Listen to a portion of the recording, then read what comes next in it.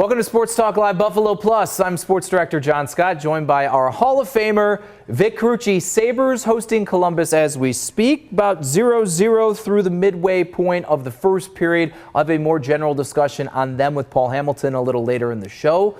We're starting off with the Bills in the NFL Draft because, Vic, the first round exactly 2 weeks from tonight, crunch time to cram in, to get prepped and ready to go. And Vic, you had a phenomenal conversation with a former NFL general manager who also has local ties. Yeah, Tom Telesco, Western New York native, St. Francis grad, also John Carroll University, got his start in the NFL as an intern on the Bills front office staff with Hall of Fame general manager Bill Polian, so learned really well, worked his way up to a GM role himself, first with the Chargers when they were in San Diego and LA, and then finished off, did one season, 2024, as GM of the Raiders. So got the perspective of put that GM hat on and take a look at the Bills and get his thoughts.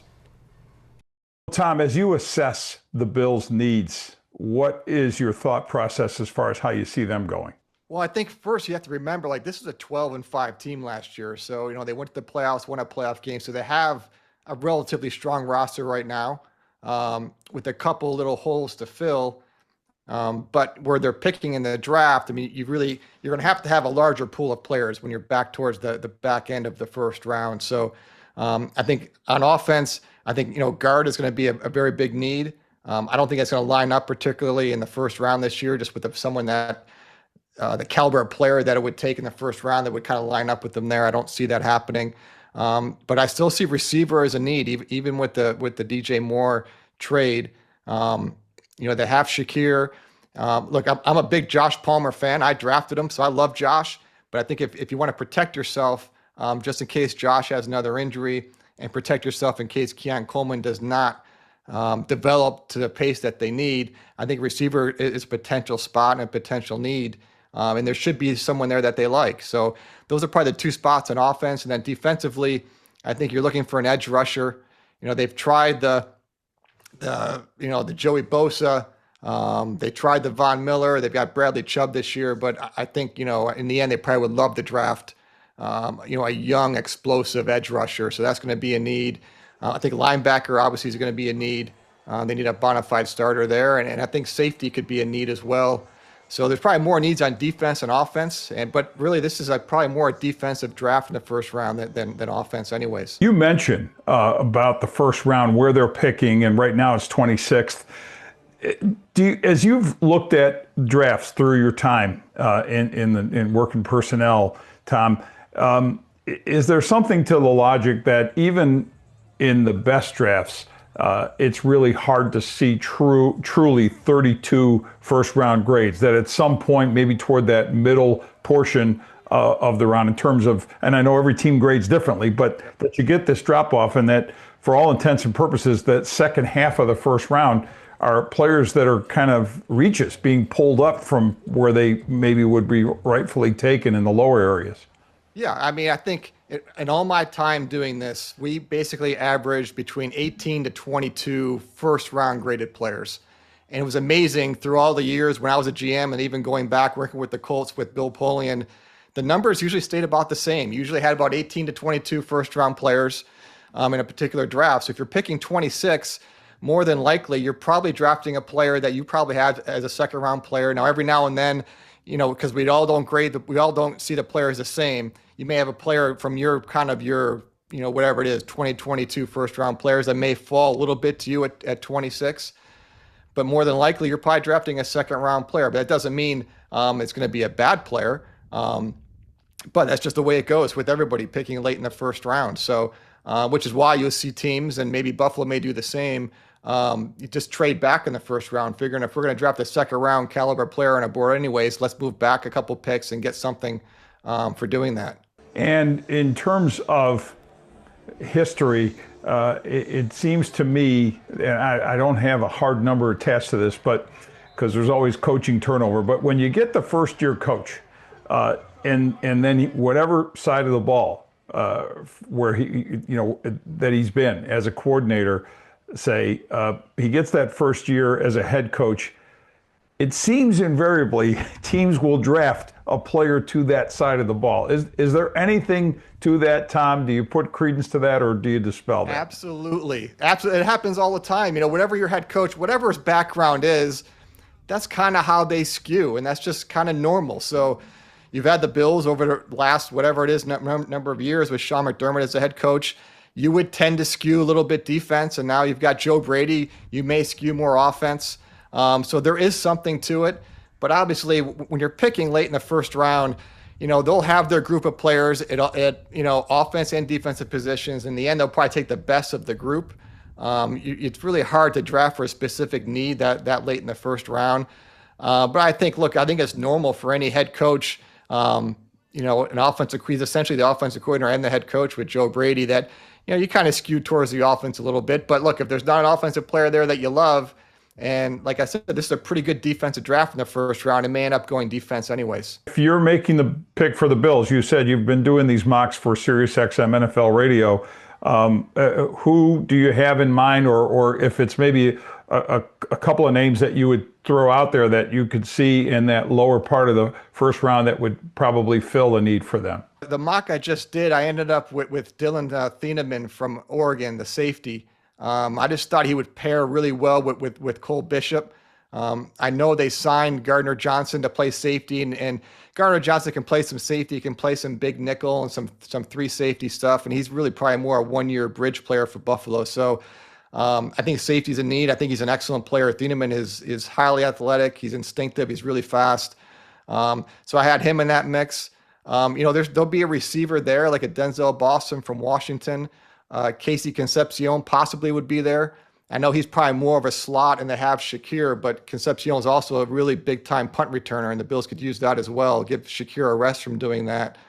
So those are a couple guys. And then there'll be some edge rushers there. You know, T.J. Parker from Clemson, Cassius Howell, who I love. I mean, Cassius Howell would probably be the most explosive edge rusher the Bills have had since Jerry Hughes, because he's that type of speed around the edge.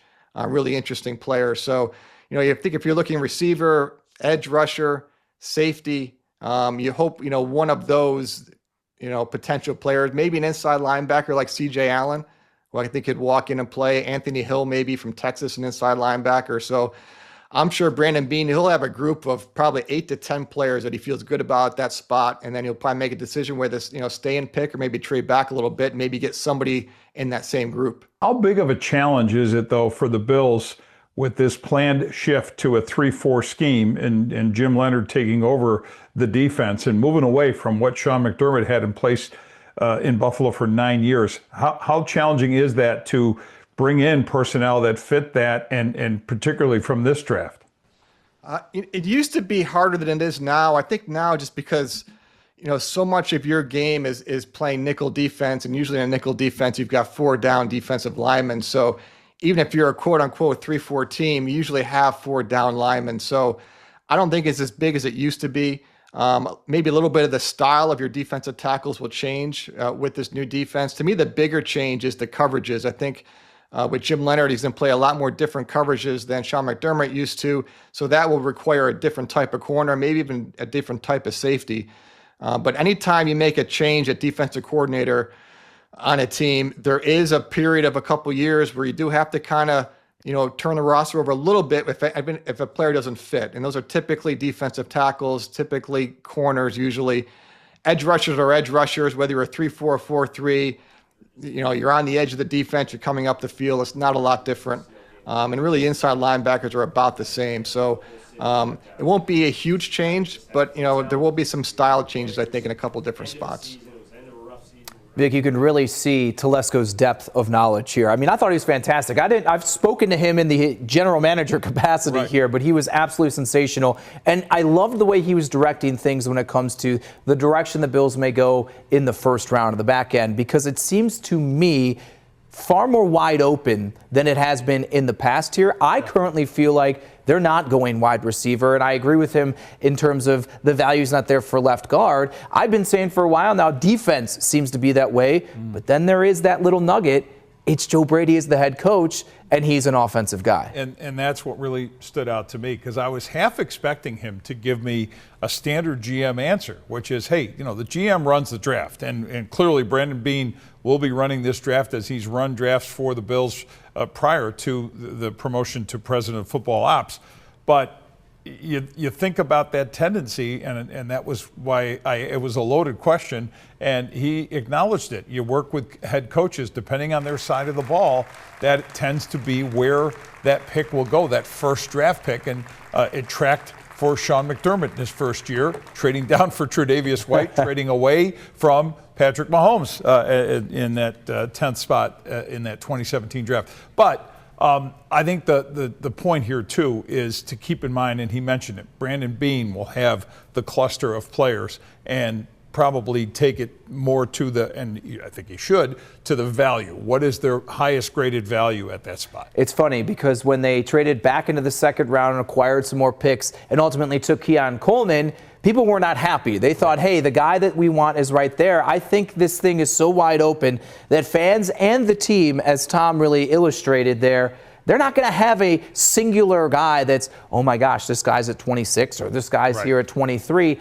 that's going to really entice the appetite of Brandon Beane to maybe be aggressive. I think trade back is probably priority number one. Yeah, and again, that other point he made, roughly 18 or so players are truly first round graded. That doesn't mean everybody's draft board is the same out of the 32 teams. So they could always say, we had this guy as a rated first rounder if they take him at 26. But like you, I will not be surprised if the first night of the draft for the Bills ends up being no pick. Every single year when I get into the second round, I'm like, wow, this thing has such a depth of talent of guys that I like that I can't believe are in the second round. That's really the direction that I think is a good place to really have a lot of picks. All right, we're switching gears to the Sabres, who are currently up 1-0 over Columbus. About 4 minutes to go in the first period. My chat from earlier today with Paul Hamilton on where this team sits with a week to go in the regular season. That's next here on Sports Talk Live Plus.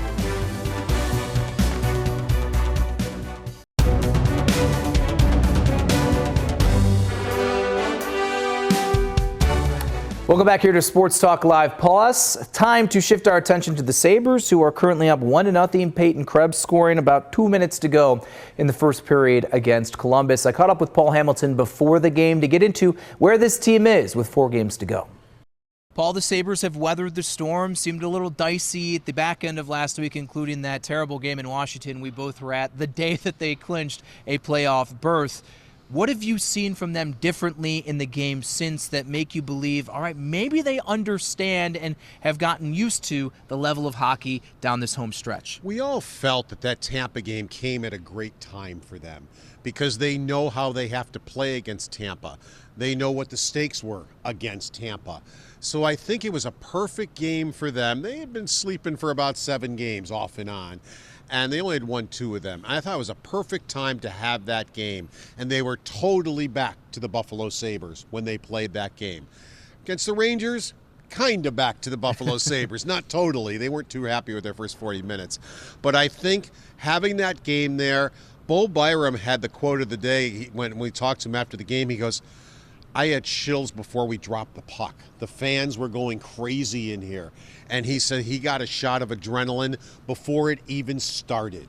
So that is how they kind of got their game back. It's not perfect yet, but they're in the right direction. One of the things that remains imperfect and inconsistent is the power play. We've seen multiple 5-on-3 opportunities go for naught and actually look pretty bad just in general here. And this has been the ebbs and flows of their special teams throughout the season. The PK's been fairly good for most part, but the penalty and the power play itself is something that's so critical, especially as the games get tighter, and they're just not consistent and not good there at this point. Well, the penalty kill last 2 games, not too good. Power play last 4 games. They're 0 for 15 with 2 5-on-3s. They both were less than a minute, but still enough time where you could get some decent scoring chances. They got none in either one.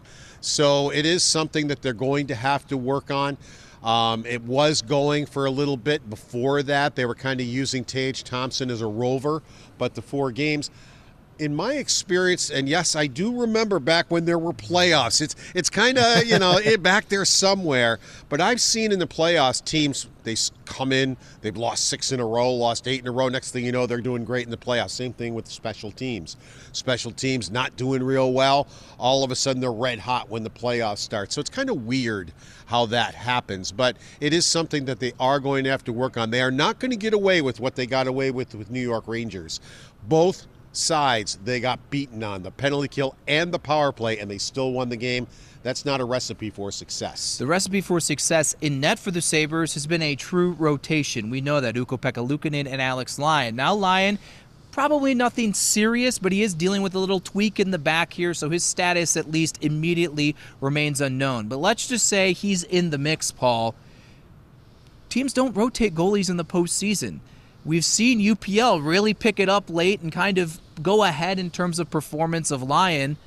Do you think that Lindy Ruff will continue to go with what got them here throughout the season? Or do you think maybe naturally this is starting to work itself out to Ukko-Pekka Luukkonen is number 1 again? I think we had gotten to that point even before the tweak with Lyon. So Lyon, some of it his fault, some of it not. In his last 3 starts, it has not gone well at all for him, while Luukkonen has kept going the way he's capable of playing. So I kind of feel it was pretty much over anyway.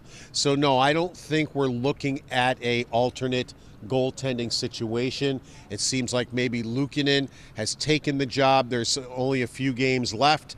So, yeah, no, I don't see a rotation. And you're right, it normally doesn't work. I would have kept with it had it been going as strong as it was before, but it's not. Now the Sabres have just a handful or less than a handful of games left, and we know how tight the Atlantic Division is. You obviously want to win the division, Paul, but how critical is it for them to get into that spot with their lack of playoff experience and getting as many games here inside KeyBank Center? Well, I told you about what Bo Byram said, and he wasn't the only one that night. These fans really energize these players. Normally in the playoffs, it's 50-50 home and away. But how do you factor in what these fans do for these players right now? And they're not used to it. These fans certainly weren't doing that for them when they were angry with this organization. Not necessarily angry at these guys, but they were showing their displeasure of the organization. So I think maybe it makes it a little more important, but they also feel if they play to the standard that they have set for themselves, the standings take care of themselves. They're not talking about winning divisions or conferences. They feel, go play the way we can play, and that all will take care of itself. We'll see how things also take care of themselves with Tampa and Montreal also playing tonight. Paul Hamilton, thank you. We actually found out from Lindy Ruff before tonight's game that Lyon out the next week with a muscle strain and his status to start the postseason in question. So the goalie situation truly might settle itself naturally. Again, the Sabres now up 1-0 after the first period. It is Peyton Krebs scoring the Sabres' only goal. Well, back to football when we return here on Sports Talk Live Plus. Vic and I answer some of your questions about the Bills, including thoughts on a possible reunion with Matt Milano. You're watching Sports Talk Live Plus here on WGRZ Plus.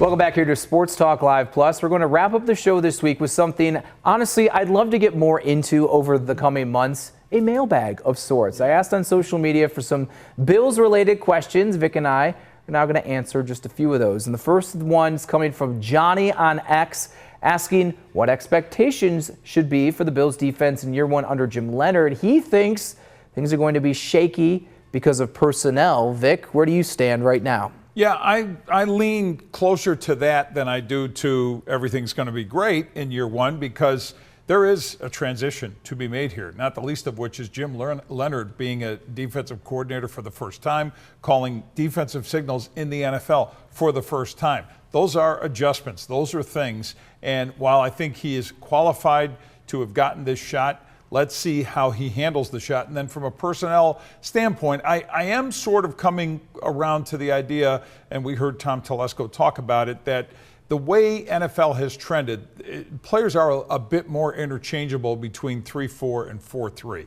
I agree. That's something that I think we maybe are going to look back in 6 months and say, I can't believe we were so fixated on this when we're seeing Ed Oliver practically being his normal defensive tackle next to Deion Walker, or if they draft one of the prototypical beefy guys in the middle. I still do think from an edge rusher position, just in general, they could be in the 4-3, they could be in the 3-4.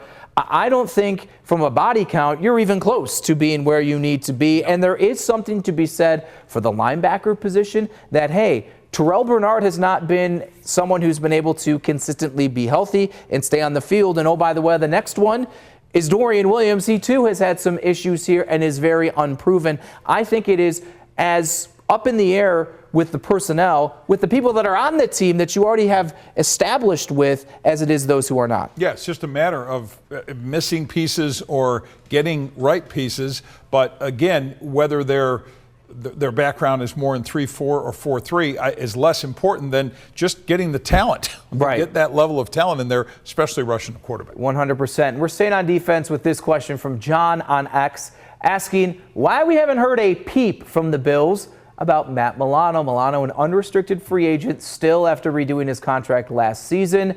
Vic, I'll start. They're not bringing back Matt Milano. I would be absolutely shocked. And while we are saying there's not going to be some wholesale change in the way you envision that this Bills defense operates, I do not see in Jim Leonard's scheme a fit for Matt Milano. Yeah, this is the physical guy that doesn't fit that prototype at all, A, and then B, the injury history. And look, here's the problem. He's a popular guy. He was a well-liked, well-respected player. Still is as a person, but his identity with the Bills has been so strong, which is why I think that has some people, okay, he's still on their radar, but I don't think he's on the team's radar at all. No, look at some of the guys who have come back to the team. Tre'Davious White had to go somewhere else. Jordan Phillips had to have no options. Shaq Lawson had to have no options. Micah Hyde had to kind of take a step back and all of that.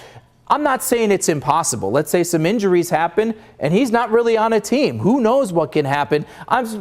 He is in the bucket, just generally speaking, that Brandon Beane spoke of a week ago at the owners' meetings. There's a group of veterans now that they're not on a team by their own doing because they don't want to go somewhere where the position's not right. I was going to say, and this is a team that needs help on defense, and it hasn't brought him back as of now. And by the way, 31 other teams haven't. 100%. If we're looking at a linebacker the Bills are going to bring back from last year, call me in the bucket for still Shaq Thompson. I'm still very much interested in that, but I think it is highly possible in days 1 or 2 a linebacker is drafted. C.J. Allen from Georgia, Tom Telesco brought him up. Yep. I'm a big fan there. We'll see if the Bills maybe get back into the second round, if it works that way.